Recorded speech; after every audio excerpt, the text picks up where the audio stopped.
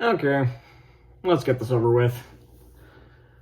Marvel Zombies. Yeah, I'm gonna spoil this right off the bat. This was pretty bad.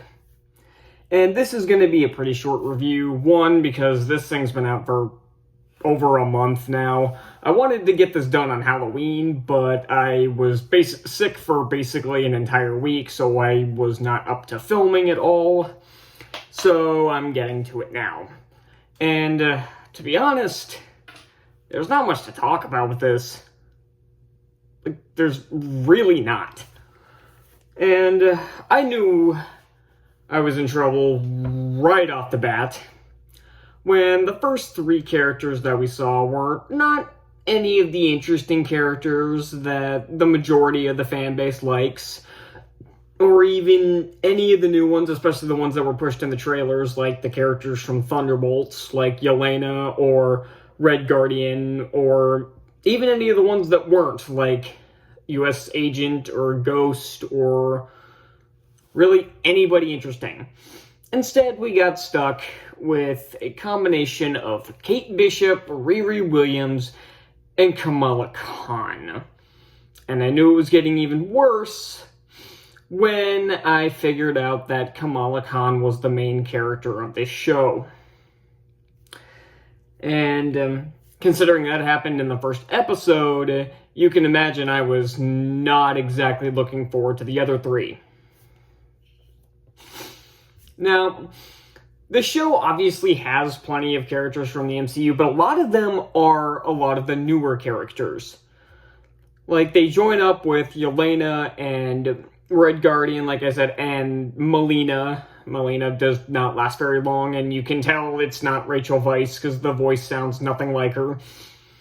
Though they did get a lot of the MCU voice actors back for this. Florence Pugh is here, David Harbour's here, the actors who played Kate Bishop and Riri Williams and Kamala Khan are all here, though I don't really care. I mean, Kate Bishop was fine in the Hawkeye show, but when you combine her with two of the most annoying characters in the entire franchise, it becomes a problem. And the writing for this show is awful. The comedy is awful. I don't care about any of the characters, and any of the characters that are even remotely likable get killed off pretty quickly to make room for more annoying characters. Episode 1 is just this trio of idiots trying to go to a S.H.I.E.L.D. base. So essentially their plan is to essentially send for help from the Nova Corps, because I guess they have the technology needed to basically cure the world of the zombie plague. And this episode is very boring, might I add. At least none of these episodes are too long. I think the longest one is probably like 37 minutes, give or take. Then episode 2 is stuck in this bunker with the three characters from the Black Widow movie. That's the majority episode. Episode 3, they get on basically the city at the sea, or whatever the hell it's called, run by Baron Zemo, and we're also introduced to Shang-Chi and Katie, who's Awkwafina's character, who is so much worse in this show than she was in the movie. And Shang-Chi is somehow made very annoying, despite being a very likable character in his own movie. They ruined is it Wu? The dude who showed up in Ant-Man and the Wasp and WandaVision, who was a very entertaining character in both of those projects. He is insufferable in this show. And again, I can't blame the actor, because he's just reading the dialogue that he's given. And there's no Robert Downey Jr. here to improvise better dialogue, so we're stuck with what these idiot writers are giving us.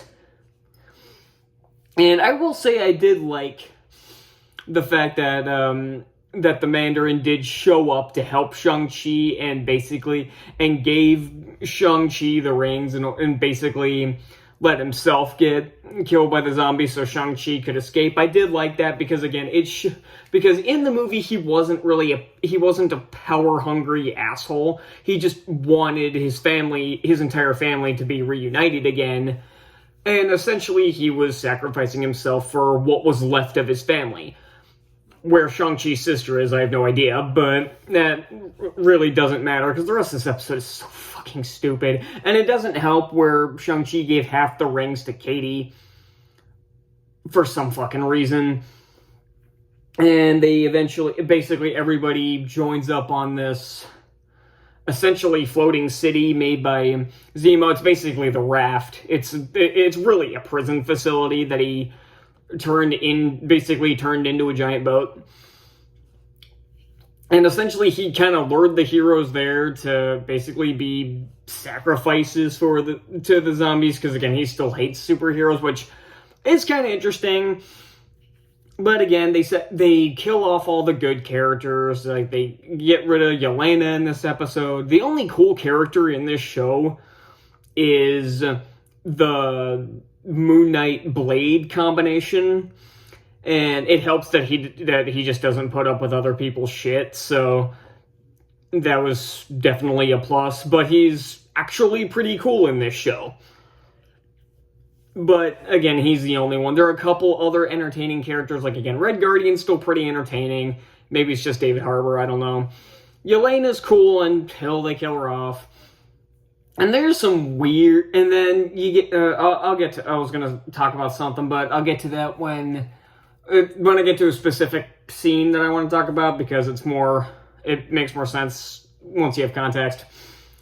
But, and this whole time they're being chased by the zombie horde that's being led by Wanda. They try to throw you for a loop near the end of the third episode, but it's the same bullshit they pulled at the beginning of Multiverse of Madness. And by the way, I watched Multiverse of Madness like right before I watched this show, so I knew what was coming immediately.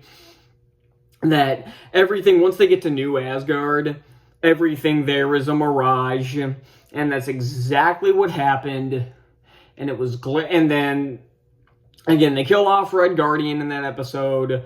Thor stays behind to fight Wanda, which ends up backfiring because again, everybody who dies ends up joining the zombie horde, obviously, and they come back during the final battle, which I'll get to later. Although, I will say this now, the action sequences in this show suck. I don't remember much about the zombies episode from What If. I remember thinking the episode was okay, but at least the action sequences in this are really bad. They try to do a lot of one-take sequences, which aren't as impressive in animation as it is in live action, because you don't actually have to do anything impressive with it. Because they did one in episode 1, they have one with Shang-Chi, they had a couple with Shang-Chi, actually, and it wasn't even fight scenes, it's all them running while a bunch of shit blows up around them. It's not as impressive. Like, it doesn't look as cool as, say, like, the bus fight from Shang-Chi or anything, or even just the hallway scene from Daredevil. So, yeah, they try to escape. They obviously escape Earth, and they try to contact the Nova Corps, but surprisingly enough, the Nova Corps is already here. But they're not here to help. They basically created a blockade around the Earth so that the plague does not spread. And that's actually a good idea, not just by Nova Corps, but actually by the writers, and that's actually a decent twist. Although that does mean basically the first 3 episodes of this show meant jack shit. And then basically they meet up with Spider-Man and Ant-Man's head, and Spider-Man is just still annoying here. I don't really like the actor's voice that they chose. I don't really care. I don't really care for this voice actor, Spider-Man. I don't know if it's his fault or the ratings he's giving, because it's the same guy from Friendly Neighborhood Spider-Man and the Zombies episode of What If. So maybe it's just the fucking writing, or maybe just because I know it's from Your Friendly Neighborhood Spider-Man and that show is absolute trash. But I don't know, there's just something about it. Thankfully, he doesn't have too many lines, although all of his quips during the final fight are terrible. Although, again, the comedy in this show overall is just awful. And Ant-Man barely gets any lines, despite the fact they have Paul Rudd here. And they meet up at Kamar-Taj, and then they just jump to the final battle, where essentially what's left of the human race is being protected by Infinity Hulk. because through some bullshit that makes absolutely no sense, he absorbed the power of the Infinity Stones. Again, it makes no sense. And if you're wondering what happened to Black Panther, he died fighting Thanos, which was set up at the end of that Marvel Zombies episode, or the end of that What If episode. Final battle is an absolute mess where, again, everybody gets killed off, and I was wondering why Scarlet Witch wanted Kamala Khan so fucking badly. I guess it was to use her, combine her powers with hers. I don't really know what the hell was going on. Though the ending did make for a good twist, where I guess they combine their powers or something. Again, it's not explained. But in this case, you can use just comic book logic. Basically, it's magic. It works however it wants. And it seems like everything's been reset to normal. Like, it's like the end of Troll Hunters Rise of the Titans. But then they throw in a twist, because Kamala Khan starts seeing everybody around her as zombies and seeing Riri Williams fighting off the zombies for some reason, even though she's already dead.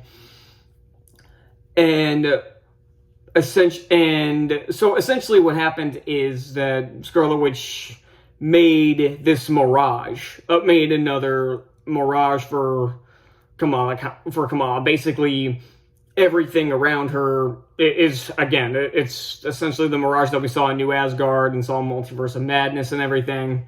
So that did make for a pretty good twist, but that did not save the rest of the show. It's boring, it's dull, it's not funny, it's cringeworthy, and any cool character other than the Blade Moon Knight combination gets killed off too soon, and all of the annoying characters are stuck around. Again, Shang-Chi is incredibly annoying for some reason. Katie's even more annoying than she was in the movie. Fucking Wu is one of the most annoying motherfuckers in the entire franchise, which is weird, because again, I liked him in Ant-Man and the Wasp in WandaVision.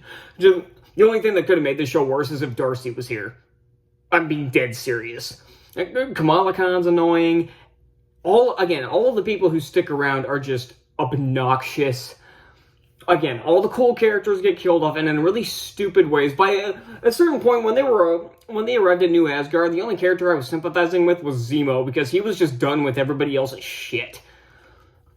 And so he was the only one getting a laugh, and he was the only person I gave a shit about, so of course they killed him off pretty quickly. And he doesn't even fight back, he just stands there and makes a quip before getting eaten. So yeah, don't watch this piece of shit, and I so hope this doesn't get a season 2. I don't know how the ratings have been. The reviews have been surprisingly mostly positive, and I don't know what people are seeing in this show. Maybe it's the same thing they saw in that piece of shit Friendly Neighborhood Spider-Man show, I don't know. But all in all, this is probably one of the worst things the MCU's put out. It seems like the animation stuff has been the worst things they've put out. Maybe other than X-Men 97, I still haven't seen it.